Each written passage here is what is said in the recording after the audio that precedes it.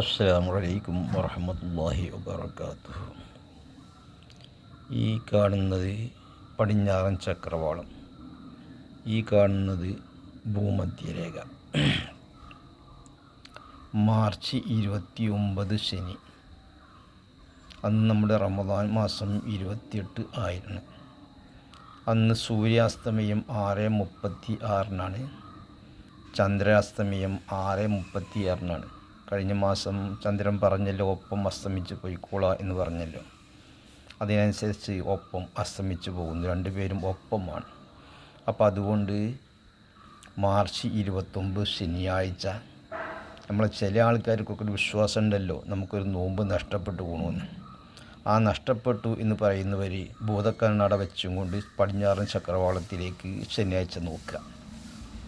March 29 ശനിയാഴ്ച അവർ എന്ത് ചെയ്യുക, അന്ന് ശനിയാഴ്ച അവർക്ക് 29 അവരെ കാഴ്ചയിൽ. കാരണം ചന്ദ്രൻ ഉദിച്ചപ്പോൾ കുറച്ച് പൊന്തിയിട്ടാണ് ഉദിച്ചിരുന്നത്, ഇന്ന് 2ൻ്റെ നിലാവ് പോലെയുണ്ട് എന്നൊക്കെ പറഞ്ഞ ആൾക്കാരുണ്ടല്ലോ. അവർ പടിഞ്ഞാറൻ ചക്രവാളത്തിലേക്ക് ഒന്ന് നോക്കുക ഭൂതക്കണ്ണട വെച്ചുകൊണ്ട്. ആ മാർച്ച് 29 ശനിയാഴ്ച റമദാൻ 28 അന്ന് സൂര്യാസ്തമയം 6:36 ചന്ദ്രാസ്തമയം 6:36. അന്ന് ഈ ലോകത്തുനിന്ന് നമ്മുടെ ഈ കേരളത്തിൽ മാസം കാണാൻ പറ്റുകയില്ല. അപ്പുറത്ത് അമേരിക്ക പോയി നോക്കേണ്ടി വരും, എന്നാലേ കാണാൻ പറ്റുള്ളൂ. അപ്പോൾ അതുകൊണ്ട് അന്ന് ഏതായാലും നമുക്ക് 28 മാസം കാണുകയില്ല എന്ന് ഉറപ്പിച്ചിരിക്കുക. പറയുന്നവർ അങ്ങനെ പറയട്ടെ. പിന്നെ മാർച്ച് 30, ആ മാർച്ച് 30 ഞായറാഴ്ച റമദാൻ അന്ന് 29 അന്ന് സൂര്യാസ്തമയം 6:36 ചന്ദ്രാസ്തമയം 7:35. അതായത് സൂര്യൻ അസ്തമിച്ച് 59 മിനിറ്റ് കഴിഞ്ഞിട്ടേ ചന്ദ്രൻ അസ്തമിക്കുകയുള്ളൂ.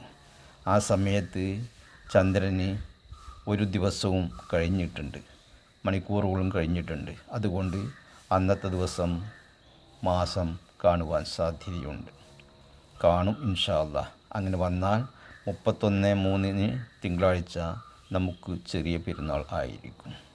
അന്ന് സൂര്യനെ നോക്കേണ്ടത് ഭൂമധ്യരേഖയിൽ നിന്ന്, പിന്നെ 6:36 സൂര്യൻ അസ്തമിക്കുന്നു, ചന്ദ്രൻ 7:35 അസ്തമിക്കുന്നു.